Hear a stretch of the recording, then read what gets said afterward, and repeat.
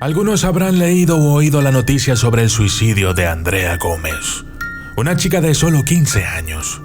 Andrea era una chica muy alegre quien, luego de leer el periódico, corrió a la gasolinera más cercana, llenó un galón de gasolina y en medio de la calle se bañó con ella y se prendió fuego con un encendedor. Lo más inquietante fue que quienes la conocieron dijeron que siempre había parecido una chica feliz. Su madre afirma que estaba comiendo y riendo con ella, y luego de tomar el periódico, que ella aún no leía, su hermosa sonrisa se transformó de golpe en una expresión de horror. También mencionó que su hija salió corriendo con el periódico en la mano, por lo que ella no supo en aquel momento cuál había sido la noticia que la había perturbado tanto. La mitad del periódico estaba lleno de noticias de robos, estafas y homicidios. Aunque eso era algo cotidiano en la ciudad, sobre todo en las últimas 2 semanas. La policía, por obvias razones, lo catalogó como suicidio y no se hicieron investigaciones al respecto.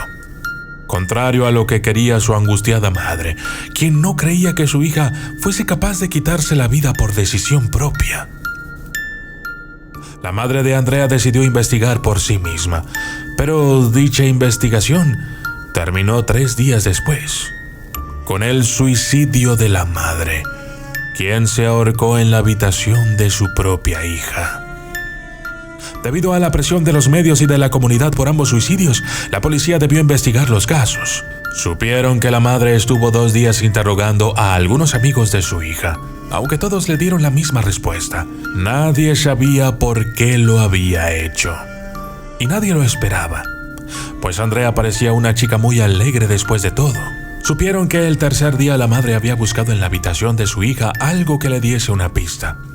Encontraron algunas cosas que habían estado a los pies de la madre cuando ésta se había ahorcado. Entre todas esas cosas, destacaba el diario de Andrea. Al examinarlo, de principio a fin, se encontraron cosas completamente normales para una chica de su edad, al menos hasta las 2 semanas anteriores a su muerte.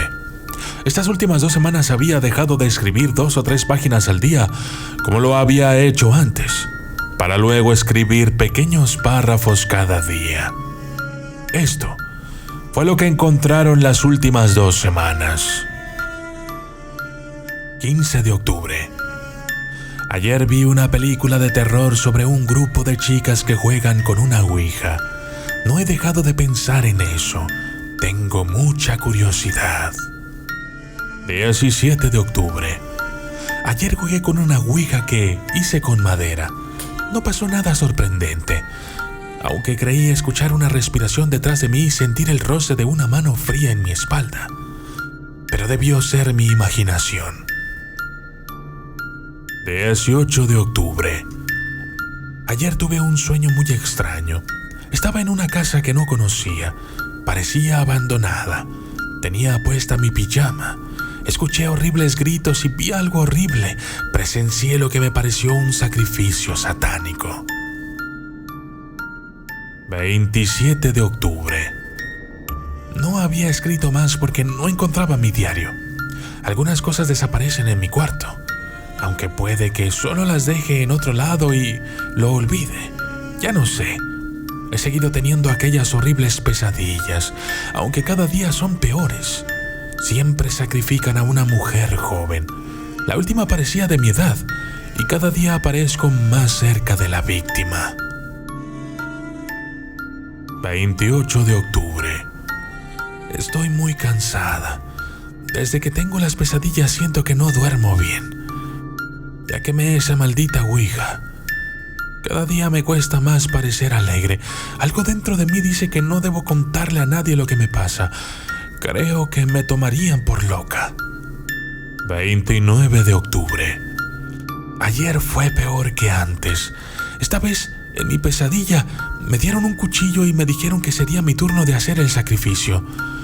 Lo dejé caer al ver quién estaba dentro del pentagrama. Era una niña como de 8 años.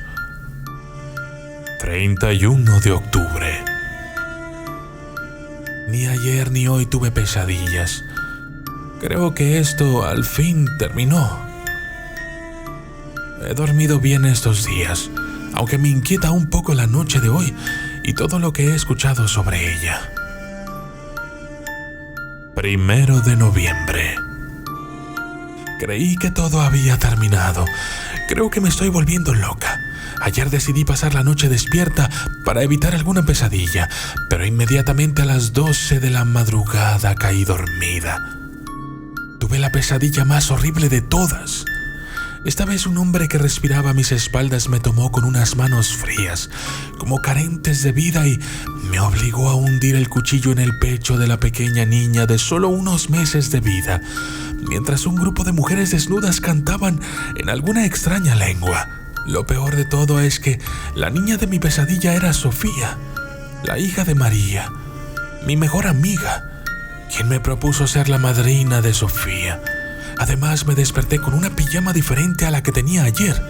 Creo recordar que me la cambié en la pesadilla, pero eso no explica por qué lo hice en la realidad. Esas páginas del diario preocuparon a los investigadores, más aún cuando leyeron el periódico que la joven había leído antes de correr en busca de su final. En una de las páginas estaba la noticia sobre el hallazgo del cadáver de la pequeña Sofía Torres, quien había sido encontrada en una casa abandonada. Un grupo de policías entró por la fuerza en la casa luego de recibir llamados por gritos durante la noche.